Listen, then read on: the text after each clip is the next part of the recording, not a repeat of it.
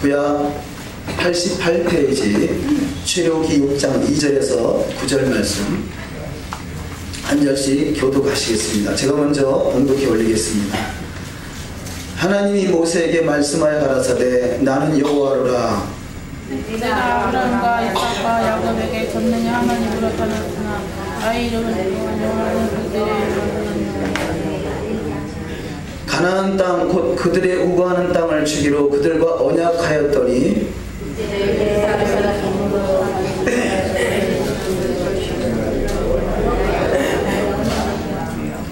그러므로 이스라엘 자손에게 말하기를 나는 여호와라. 내가 애굽 사람의 무거운 짐 밑에서 너희를 빼어내며 그 고역에서 너희를 건지며 편팔과 큰 재앙으로 너희를 구속하여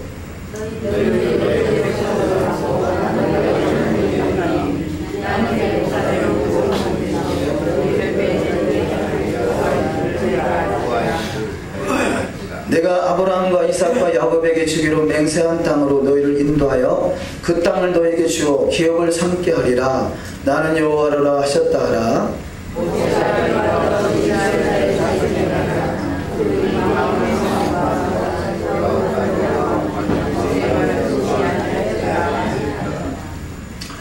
할렐루야. 아멘. 오늘도 주여 내가 풍성한 하루가 다 되시기를 주님의 이름으로 축원합니다. 아멘. 지난주에 말씀, 또 슈모토의 말씀, 이름이라는 뜻을 통해서 우리가 누구나 다 이름은 가지고 있습니다. 세상에 있는 모든 만물에는 다 이름이 있습니다. 그러나 그 이름자에 하나님의 은혜가 붙었더니 하나님께서 그 인생을 모든 이름에 뛰어난 자로 축복하시는 것을 지난주에 말씀을 통해서 발견할 수 있었습니다. 하나님께서 아브라함에게 하나님의 은혜가 임했더니 아브라함이 되고 열국의 아비가 되고, 또 사레에게 하나님의 은혜가 임했더니 열국의 어미 되는 축복이 있었던 것 같이 저와 여러분의 이름 석자 위에 하나님의 은혜가 반드시 임하는 축복이 있으시기를 주의 이름으로 축원합니다. 아멘. 오늘은 이번 주 본문 말씀은 이 출애굽기 6장 2절 이하 말씀에 토라 포션 14번째 말씀으로 나타났으나 라는 제목으로 함께 은혜를 나누기 원합니다. 이 본문 말씀을 자세히 보면 하나님께서 나타났으나, 근데 그 전에는 아브라함이나 이삭이나 야곱 앞에도 동일하게 나타나셨다라고 말씀하고 있습니다. 그런데 전자에 나타나셨던 하나님의 모습과 또 지금부터 등장하실 하나님의 모습이 조금은 다르게 표현되고 있습니다. 근데 여기서 말씀을 자세히 보면 그 나타났으나 라는 그 의미 속에는 전자에는 언약의 하나님으로만 등장하셨지만 이제는 그 나타나신 하나님께서 실제 그 사역을 통해서 이루어가는 것을 발견할 수 있습니다. 그래서 하나님의 나타나심이 저와 여러분 가운데 동일하게 임하시는, 그래서 성령의 나타남과 능력 있는 신앙이 다 되시기를 주의 이름으로 축원합니다.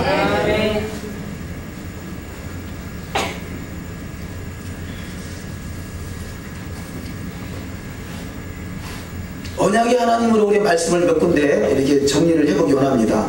오늘 본문 말씀의 4절에 출애굽기 6장 4절 말씀에 가나안 땅 곧 그들이 거류하는 땅을 그들에게 주기로 그들과 언약하였더니, 그러니까 전자의 아브라함이나 이삭이나 야곱에게 하나님이 너에게 이렇게 축복하겠다라고 언약을 주셨죠. 근데 그 언약이 이제 비로소 모세를 통해서 이 히브리 민족인 이스라엘을 통해서 그 언약을 성취하는 사건이 본문을 통해서 기록되고 있는 것을 발견할 수 있습니다. 그런데 하나님이 동일하게 나타나셨으나 그 의미 속에는 나타나심을 그대로 하나님 앞에 축복으로 받는 자가 있으며 또 그렇지 못하는 자가 있음을 발견할 수 있습니다. 우리가 바라옵기는 하나님께서 아브라함에게 나타나셔서 하나님이 언약을 맺으신 것 같이 저와 여러분에게는 동일하게 하나님이 나타나셔서 저와 여러분 가운데도 아브라함의 언약으로 동일하게 언약을 맺으신 줄 믿습니다. 왜냐하면 갈라디아서 3장 29절 말씀에 우리가 예수 그리스도를 주라 시인하는 자에게는 아브라함의 후손으로서 예비하신 그 하나님의 기업이 있다라고 성경은 말씀하고 있습니다. 그래서 그 나타나신 그 하나님이 과연 우리 속에 어떻게 등장될 것인가, 성경은 이 특별히 히브리의 단어는요 한 단어 속에 똑같은 단어지만 어떤 경우에는 이 하나님의 축복으로 등장하기도 하고요, 어떤 경우에는 하나님의 저주로 등장하기도 하고 그래요. 그래서 그 하나님의 나타나심이 우리 인생 속에 축복이 될 것이냐, 오히려 하나님의 나타나심이 우리 인생 속에 하나님의 진노가 될 것이냐라는 것은, 우리가 하나님의 말씀 앞에 순종한 자는 복으로 임할 것이고, 말씀 앞에 불순종하는 자는 그것이 하나님의 징계로 나타나는 경우가 많이 있는 것을 발견할 수 있습니다. 그래서 우리는 반드시 하나님의 나타나심과 그 능력이 하나님 앞에 크신 은총으로 등장하시기를 주의 이름으로 축원합니다.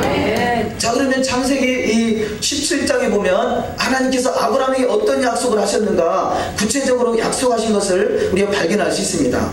우리가 다 같이 한번 창세기 17장 5절 이하 말씀을 한번 합독하시겠습니다. 시작. 이제 후로는 내 이름을 아브라함이라 하지 아니하고 아브라함이라 하리니, 이는 내가 너로 열국의 아비가 되게 함이니라. 내가 너로 심히 번성케 하리니 나라들이 내게로 쫓아 일어나며 열 왕이 내게로 쫓아나리라. 내가 내 언약을 나와 너와 내 대대 후손을 사이에 세워서 영원한 언약을 삼고 너와 내 후손의 하나님이 되리라.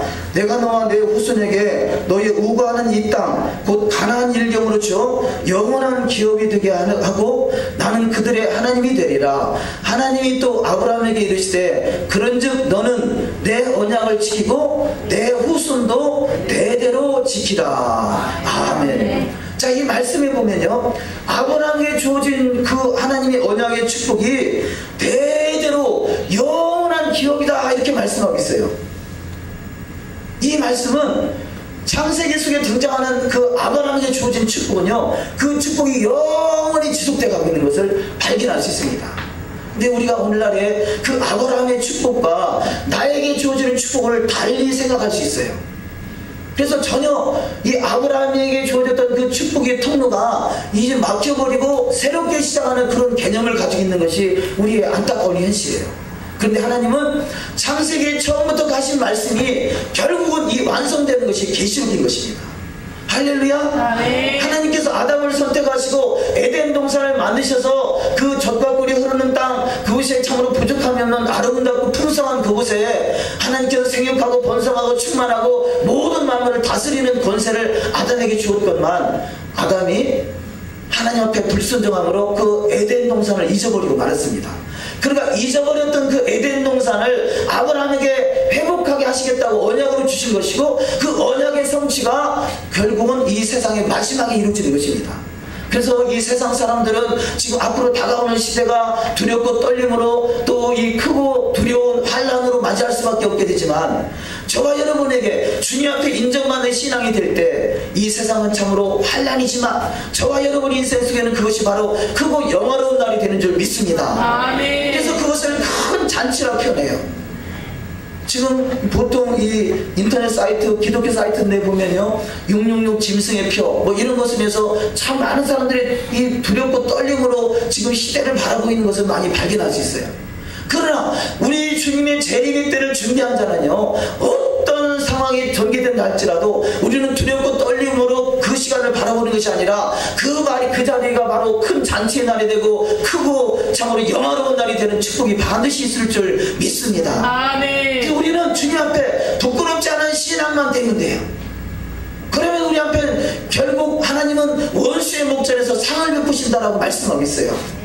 하나님은 반드시 우리 삶 속에서 원수의 목전에서 상을 베풀어 주는 축복이 있는 줄 믿습니다. 아멘. 그 언약의 성취의 역사의 주인공이 다 되시기를 주의 이름으로 축원합니다. 아멘. 그래서 아브라함에게 예배하신 축복, 그래서 우리는 아브라함을 믿음의 조상이라고 말하지 않습니까? 아브라함에게 주어진 축복이 믿음의 조상이요, 열국의 아비요, 복의 근원이요, 그것은 아브라함과 이스라엘 백성, 민족적 이스라엘에게만 국한된 것이 아니라 동일하게 예수 그리스도를 주라 시인하는 자에게는 동일한 축복이 임하는 줄 믿습니다. 아멘. 그것을 바로 아브라함에게 주어졌고 이삭에게 주어졌고 또 야곱에게 주어진 것을 발견할 수 있습니다. 이 창세기 48장 3절 이하 말씀 합독하십니다. 요셉에게 이르되 이전에 가나안 땅 루스에서 전능한 하나님이 내게 나타나 복을 허락하여 내게 이르시되 내가 너를 생육하게 하며 번성하게 하여 내게서 많은 백성이 나게 하고 내가 이 땅을 내 후손에게 주어 영원한 기업이 되게 하리라 하셨느니라. 아멘. 아멘. 아브라함에게도 동일하게 말씀하시고 또 야곱에게도 동일하게 영원한 기업이라 말씀하고 있습니다.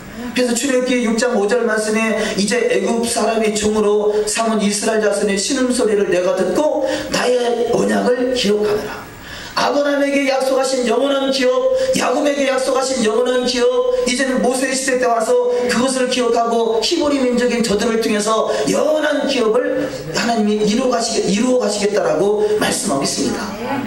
그래서 이 모세가 등장하기 전까지는 그 언약의 하나님으로 등장하셨다면 이제는 그 언약을 구체화시키는 구속의 하나님으로 등장하는 것을 발견할 수 있습니다. 우리가 출애굽기 6장 6절 이하 말씀 합독하십니다. 시작.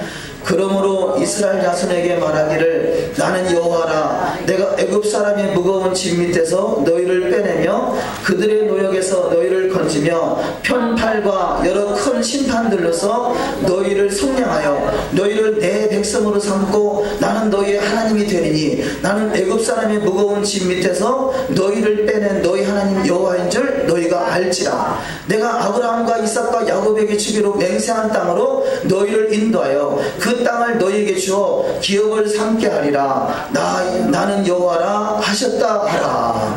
아멘. 자, 이제 구체적으로 하나님께서 이 모세를 통해서 이 영원한 기업의 그 상속자로 이스라엘 백성들을 인도하겠다라고 작정된 모습을 발견할 수 있습니다.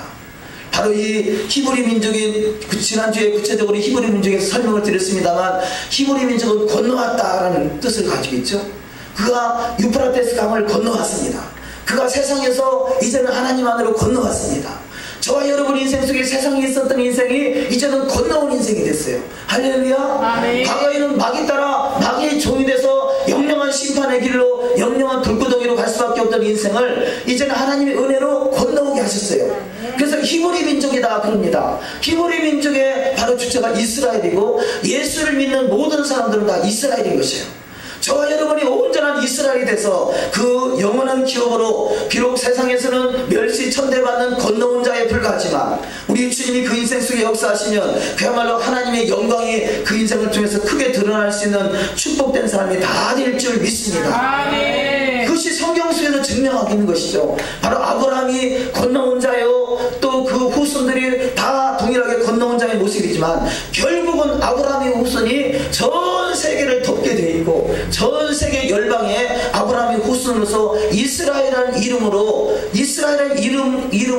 예수님이 참으로 통치자로 만왕의 왕으로 등극하시고 우리 예수 믿는 모든 사람들이 그 속에서 하나님이 왕같은 제사장을 세우셔서 그 왕의 반열로 다스림의 권세로 아담에 예비하신 축복이 동일하게 회복되는 축복이 있을 줄 믿습니다. 그래서 바라옵기는 저와 여러분이 그 아담에게 주어진 그 하나님의 은총 왕같은 제사장으로 세우기를 원하시는 하나님의 축복이 다 회복되는 축복이 있으시기를 주의 이름으로 축원합니다. 아멘. 우리가 성경의 말씀을 보면요 구약에 있었던 이 유대인들과 신약에 있었던 우리가 예수 믿는 사람과의 서로가 본인이 믿는 하나님이 그야말로 구원자라 이런 생각을 가지고 있었어요. 그래서 구약 백성은 여호와가 구원자다 이렇게 표현했고요. 또 신약 백성들은 예수가 구원자다 이렇게 표현했어요. 그래서 이것 때문에 서로 많은 2000년 동안 트러블이 많았었어요. 오직 예수만 믿어야 구원자다. 이 구약 백성의 구약의 흐름을 타고 있는 유대인들은 여호와가 구원자다. 그런데 성경을 자세히 보면 그 바로 여호와가 예수님이라는 것을 깨달아 알 수가 있습니다.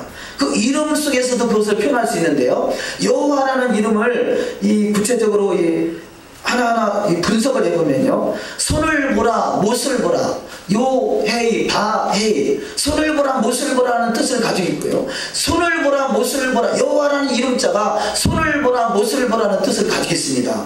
그래서 예수와라는 이름을 히브리어로 보면 하나님의 손에 못자국을 보라.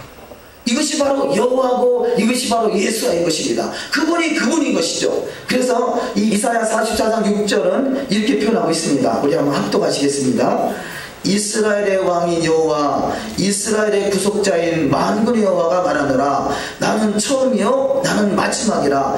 나 외에 다른 신이 없느니라. 아멘. 자, 계시록 1장 8절에 보면요 이 예수님께서 나는 이 알파와 오메가다 이렇게 표현하고 있습니다. 그러니까 헬라어로 보면 알파와 오메가는 처음 있다는 뜻이죠. 그런데 동일하게 본문 말씀에서는 이사야 44장 6절에서 바로 하나님께서, 여호와 하나님께서 나는 처음이요 나는 마지막이다 이렇게 표현하고 있어요.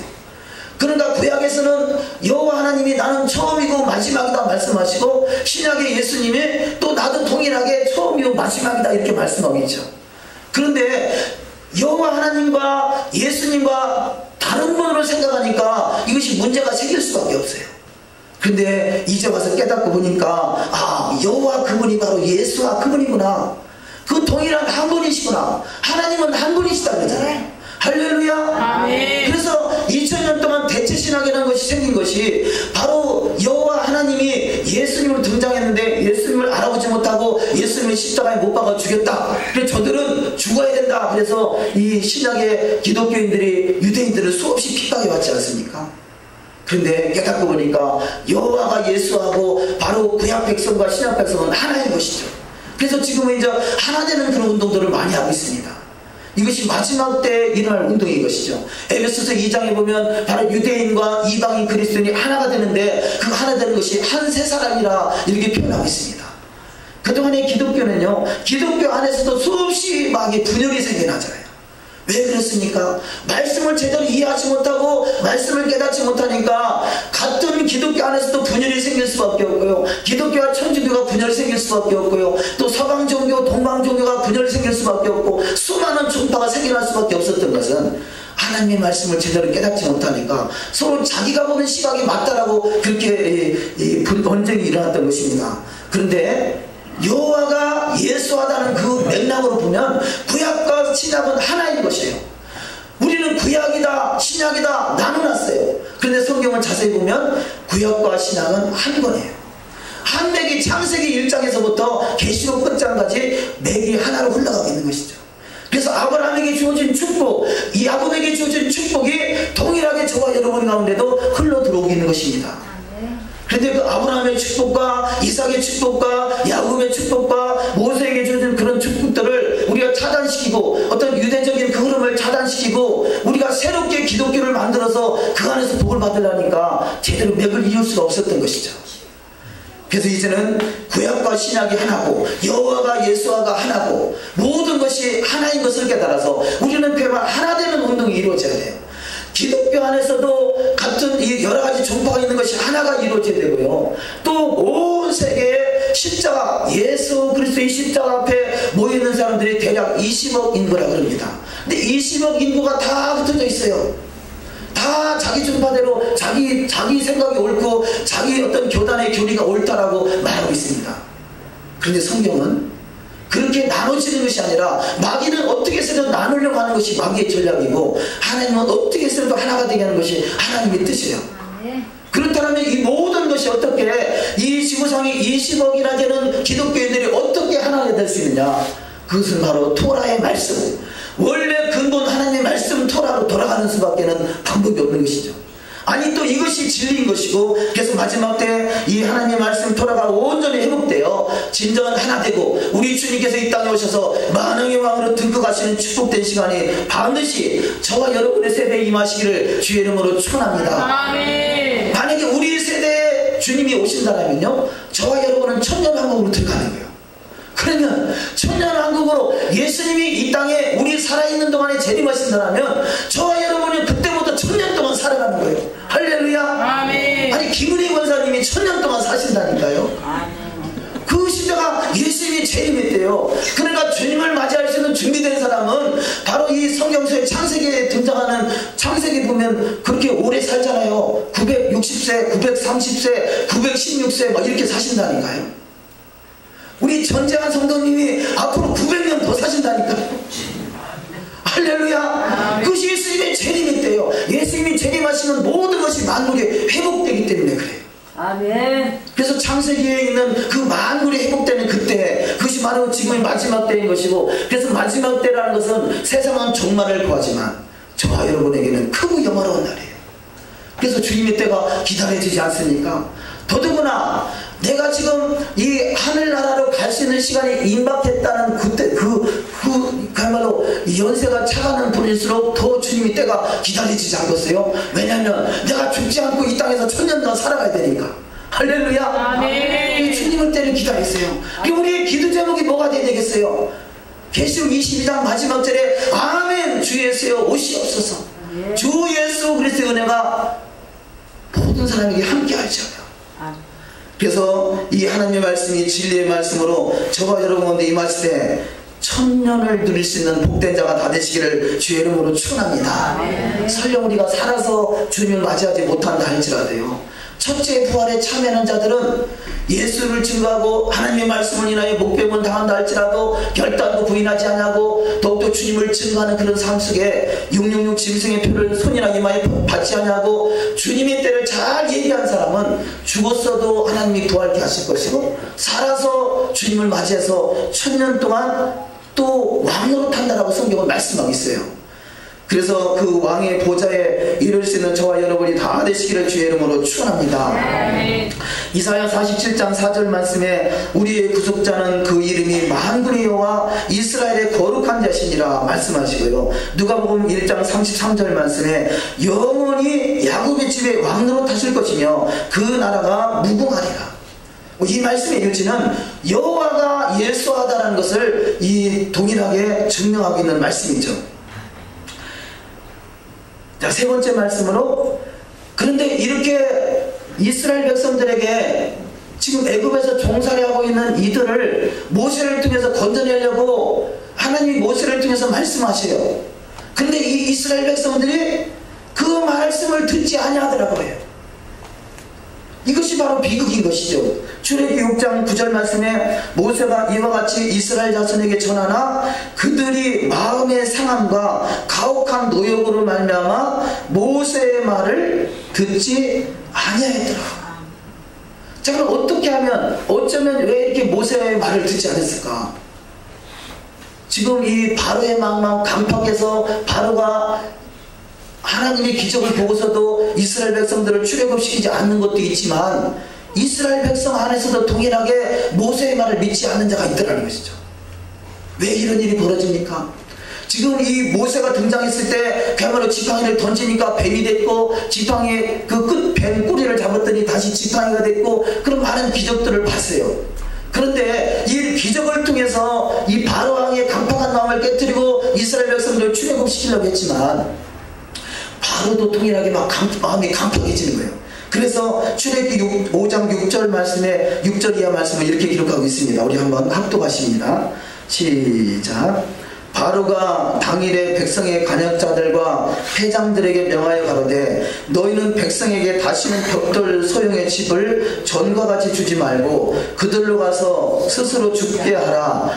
또 그들의 전에 만든 벽돌 수요대로 그들로 만들게 하고 감하지 말라. 그들이 게으름으로 소리질러 이르기를 우리가 가서 우리 하나님께 희생을 드리자 하나니 그 사람들의 고역을 무겁게 하므로 수고롭게 하여 그들로 거짓말을 듣지 않게 하라. 아멘. 자, 바로의 마음, 간팍한 마음을 깨뜨려서 이스라엘 백성들을 출애굽시키려고 했더니요, 바로가 더 간팍해지고 더 이 이스라엘 백성들을 괴롭혀요.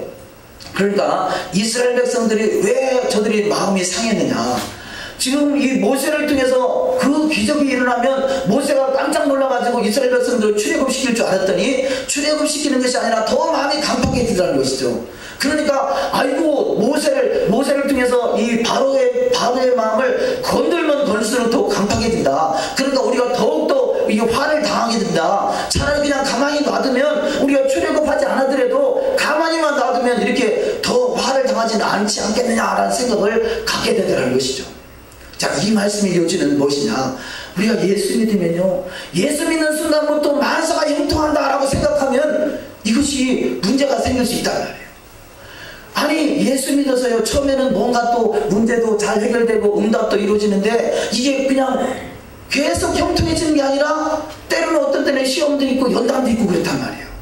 그럴 때 어떻게 우리가 믿음으로 반응할 것이냐, 아니면 현실을 보고 낙담하고 이 상함받는 일 때문에 인해서 그들이 그야말로 믿지 아니하는 자가 될 것이냐 하는 것이죠. 하나님은 전능하십니다. 할렐루야. 하나님이 이 세상을 창조하셨습니다. 할렐루야. 하나님은 지금도 주장하고 있습니다.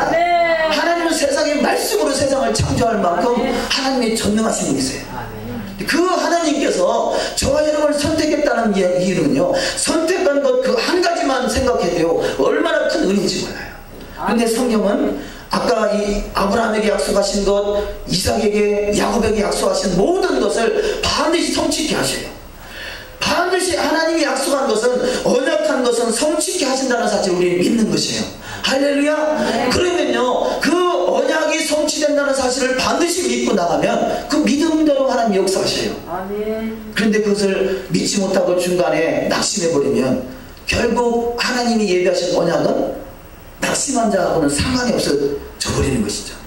그래서 우리는 어떤 상황이 우리 앞에 전개된다 할지라도 하나님께서 아담에게 하신 약속, 아브라함에게 하신 약속, 야곱에게 하신 약속, 모세에게 하신 약속 반드시 우리 시대에 이루어진다는 사실을 믿음으로 받으시기를 주의 이름으로 축원합니다. 그래서 믿음이 있으면 흔들리지 않아요. 믿음이 없으면 흔들려요. 이스라엘 백성들이 12명의 정탐꾼을 가나안에 보냈을 때 10명의 정탐꾼은 부정한 입술이 돼서 부정적인 생각을 가지고 결국 그들은 가나안 땅에 들어가지 못했습니다. 그러나 긍정적인 사고를 가지고 하나님이 함께 하심으로 가나안 땅은 저들은 우리의 밥이다 라고 생각했던 여호수아와 갈렙과 그 후손들은 가나안 땅에 넉넉히 들어가는 축복을 발견할 수 있습니다. 그래서 우리가 그 하나님의 말씀을 믿고 어떤 상황 속에서 흔들리지 않은 굳건한 반석 같은 믿음을 가지시기를 주의 이름으로 축원합니다. 신명기 8장 1절 이하 말씀 합독하십니다. 시작.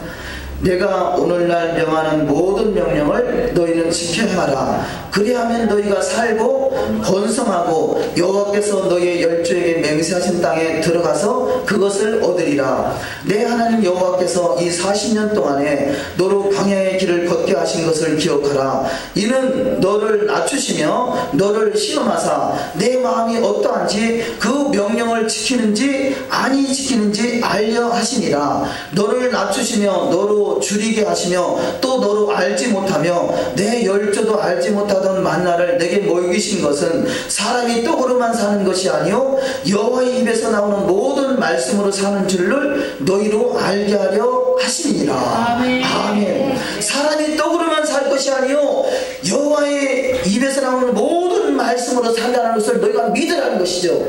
그런데 우리 인생 속에는 반드시 하나님이 우리 인생을 시험하사 낮추시고 시험하사 너희 마음이 어떠한지 하나님께서 확인하신다. 우리 신앙이 그야말로 이 특별한 어떤 환란의 바람이 불어오기 전에는요 믿음이 있는 것 같아요.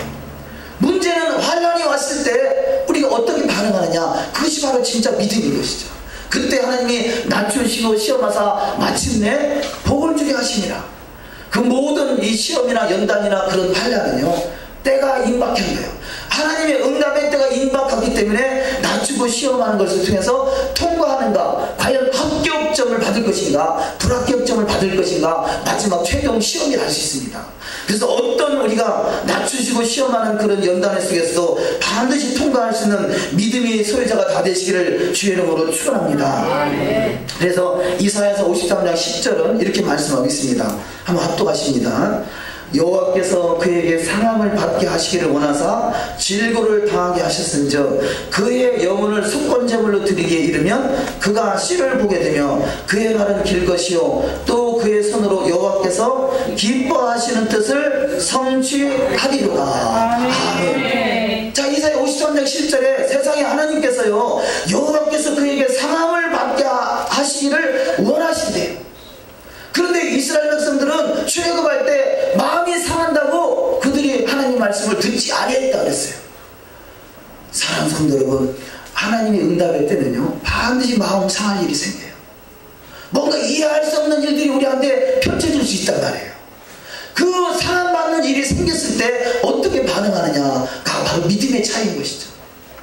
그런데 본문 말씀에 여호와께서 그에게 상함을 받게 하시기를 원하사 질고를 당게 하시, 때로는 질병이나 때로는 고통이나 때로는 문제나 때로는 어떤 가정 풍파나 이런 것들을 겪게 하셨은즉 왜 그런 일들이 닥치느냐, 그의 영혼을 속건제물로 드리기에 이르면 과연 주님 앞에 드리기에 합당한 제물이 됐느냐, 산제사가 됐느냐, 아니면 자기 의가 아직도 살아있느냐, 이것이 바로 상함받을 일을 통해서 확인하신다는 것이죠.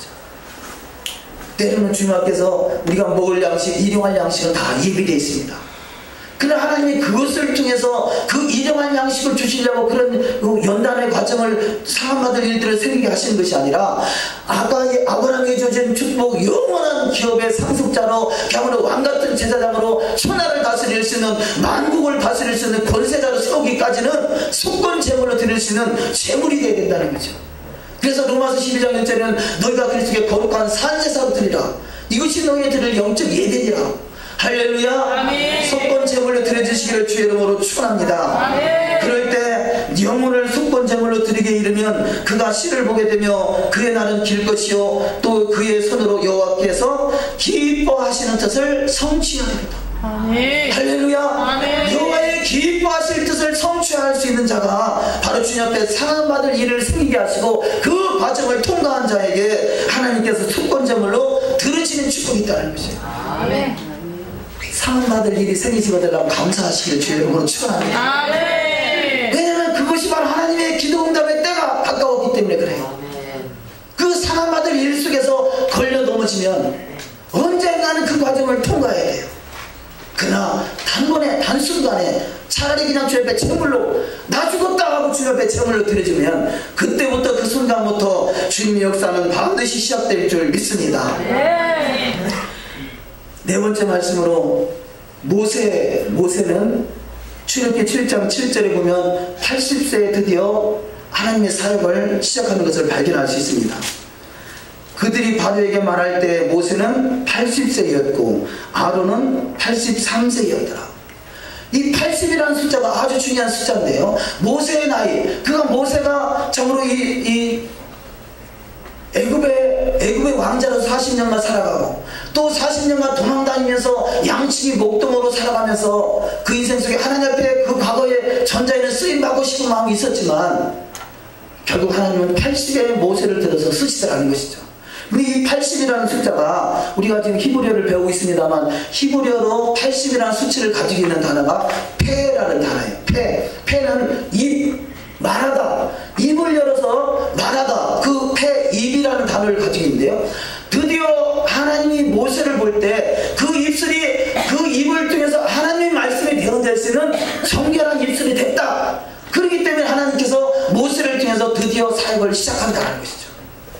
하나님이 저와 여러분의 인생을 언제 들어쓰시느냐, 드디어 내 속에 있는 부정한 것들이 다 뽑혀져 나가고 정한 입술이 될 때, 언제든지 어떤 상황 속에서도 하나님 말씀이 입술을 통해서 대언될 때 그때부터 하나님의 역사가 시작되는 줄 믿습니다.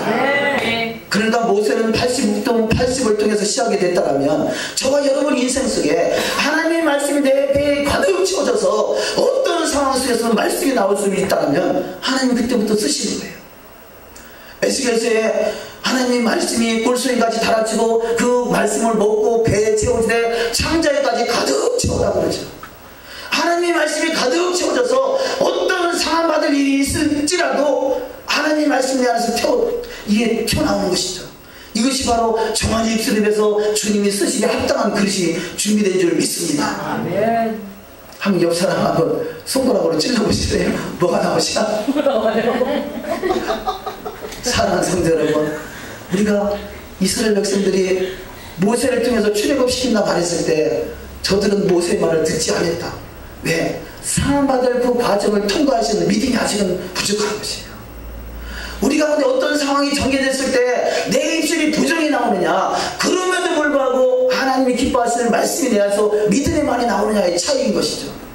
근데요, 이 바로가 80이라는 것은 페라는 입이라는 단어, 정결한 입술로 주님이 쓰시기에 합당한 그릇이 준비됐다면요, 바로라는 이름자에도 바로의 첫 번째 단어가 페라는 단어예요. 그래서 우리는 바로라 이렇게 번역이 되어 있지만 히브리어로 보면 파로예요. 파로. 한번 해보시겠습니까? 파로.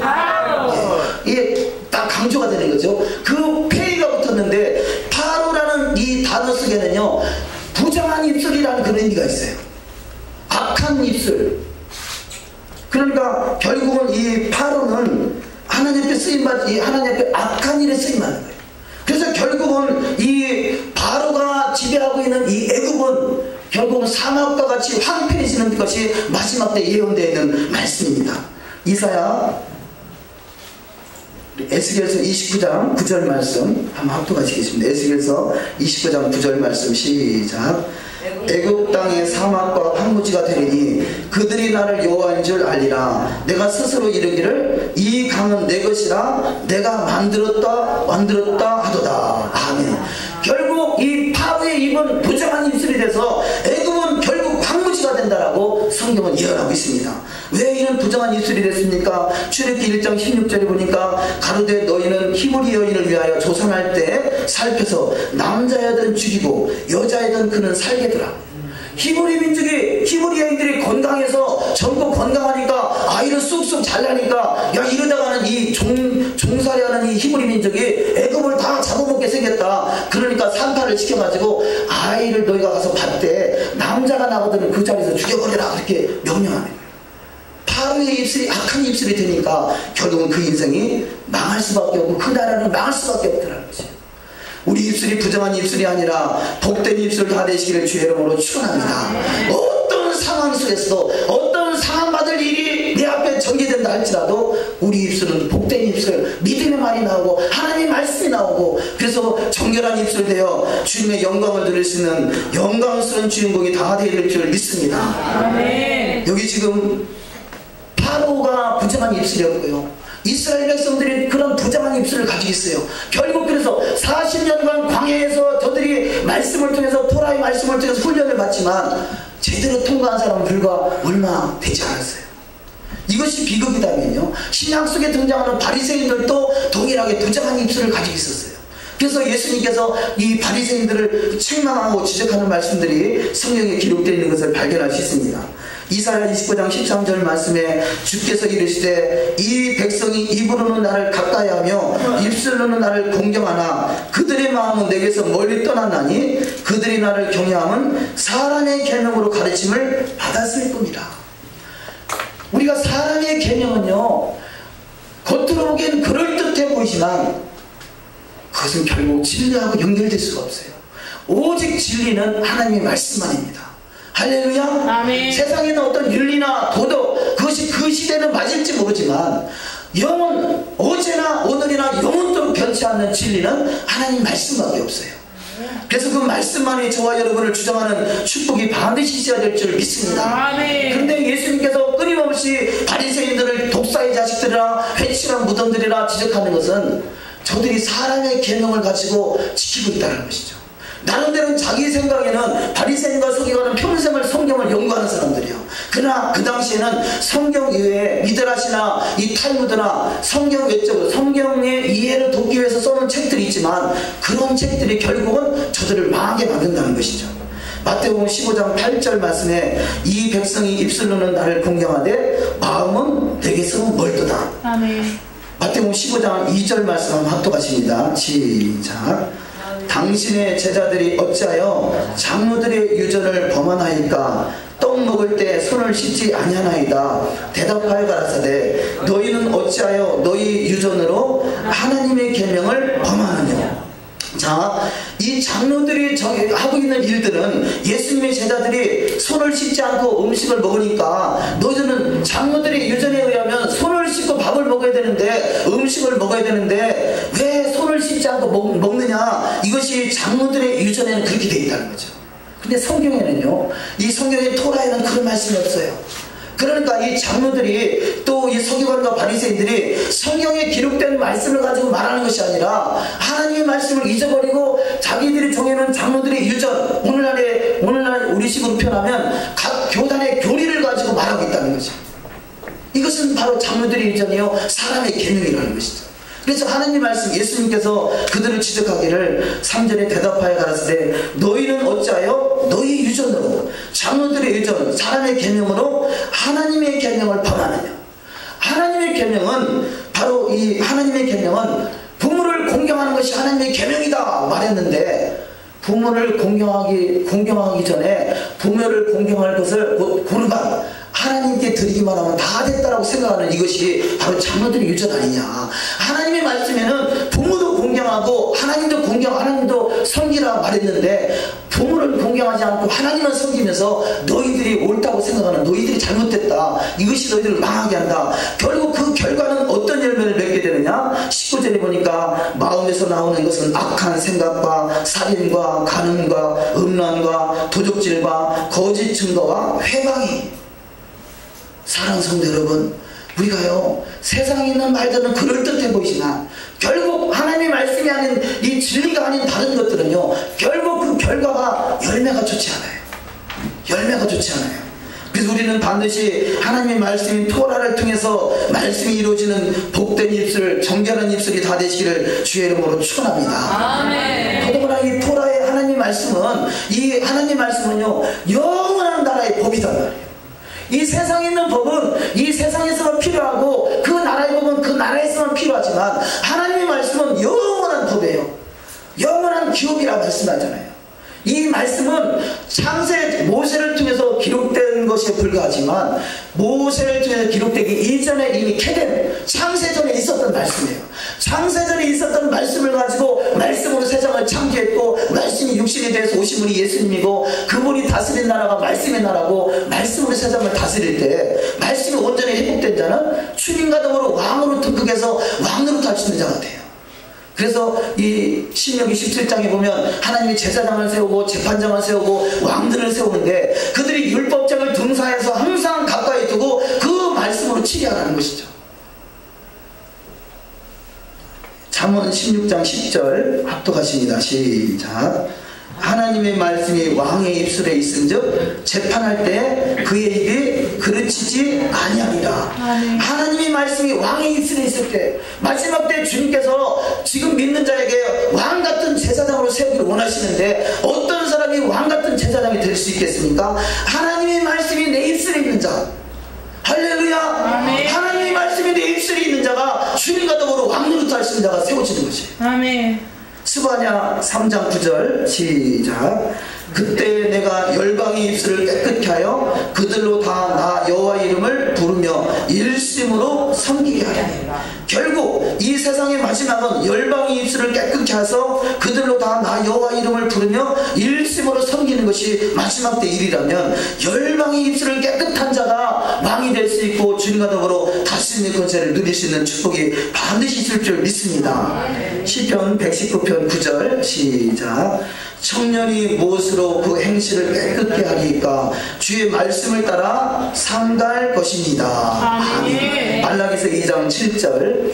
제사장의 입술은 지식을 지켜야 하겠고 사람들은 그 입에서 율법을 구하게 되어야 할 것이니 제사장은 만군의 여호와의 사자가 되니거늘. 아멘. 제사장의 입술이 율법, 그 토라를 지켜서 그 토라의 말씀으로 너희가 다스리고 치려야 되는데 너희가 말씀을 떠났다는 것이죠.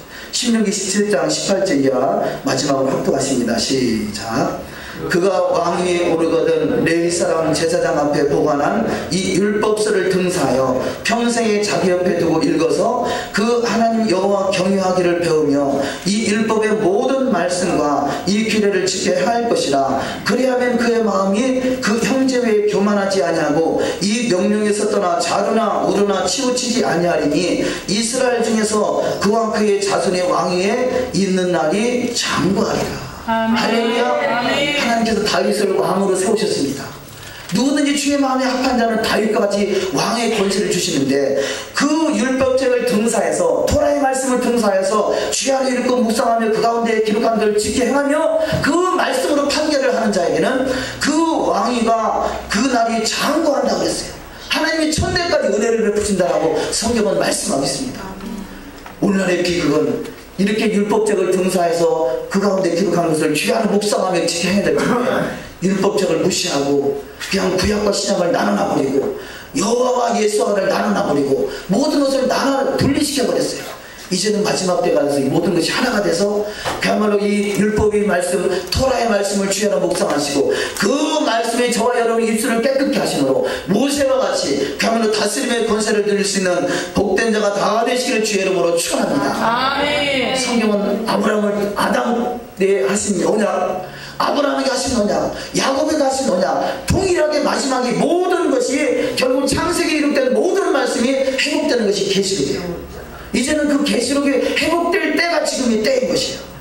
그래서 이때 더욱더 말씀을 주야로 묵상하시고 그 말씀이 저와 입술을 깨끗게 하셔서 주님의 왕의 권세가 누릴 수 있는 복된 자가 다 되시길 주의 이름으로 축원합니다. 아멘. 기도하십니다. 우리가 이 시간